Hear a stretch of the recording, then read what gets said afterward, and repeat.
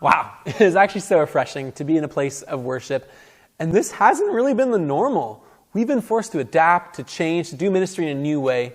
You deserve a pat in the back. You've done it. You've already adapted to change. And now you're looking at post-COVID-19 landscape of what children's ministry is going to look like. And you have questions like we all do.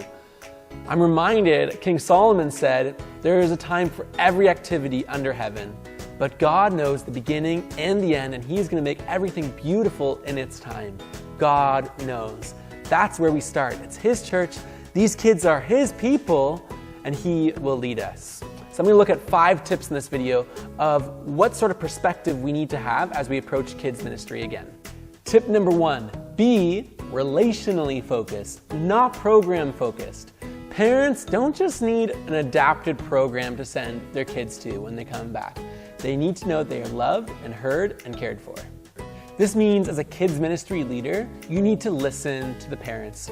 Get their feedback. This might mean sending them out a survey to respond to, giving them a phone call. You need to hear where they are at. What are their fears? What have their kids been missing? What questions do they have? Listen and prioritize relationships over programs. Tip number 2, keep equipping the home. We need to equip parents in the great priority. So what's the great priority? Great question.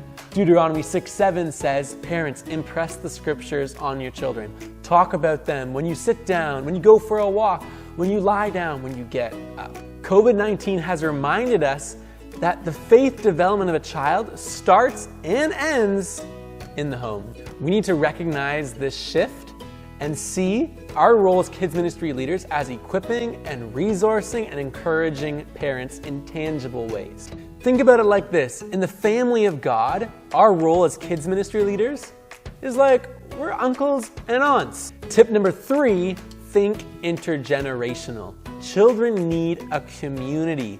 They don't need to be siloed and put off into their own groups with just people their own age. They need to be immersed in a body of faith from old to young. Maybe in this post-COVID-19 landscape that we're coming into, we will be reminded of what the early church celebrated and come back to it: intergenerational worship. Children need to be given mentors and role models who are older and who can pour into their lives.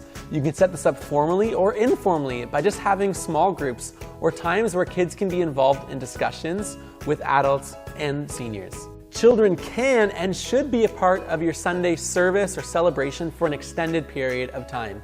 And they should be given opportunities to serve, not just to receive. So how can you involve children in a fun way? Here's some tips. 1, you could play a game to start. You could have an icebreaker. You could also, during worship, play music that requires some action so the kids can get up. Maybe it means that you can actually join in and play an instrument as well.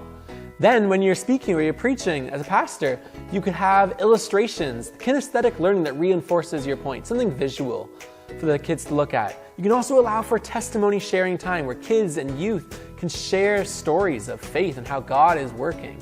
And finally, you can allow them to pray and be involved in serving, whether that's passing out communion or other ways. But involve them and allow for intergenerational worship. Tip number 4, find the joy in being creative.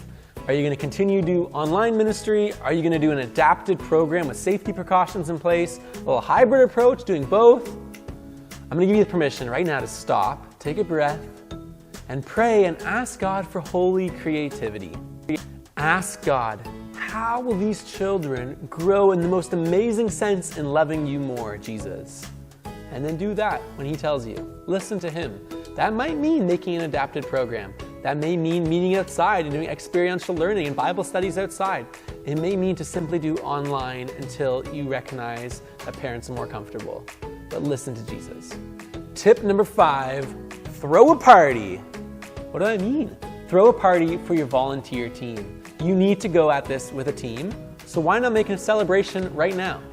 Use this time to get people excited for this new reality and get more people to join in. Equip them, encourage them, and start communicating in a positive way. You can say things like this, for example.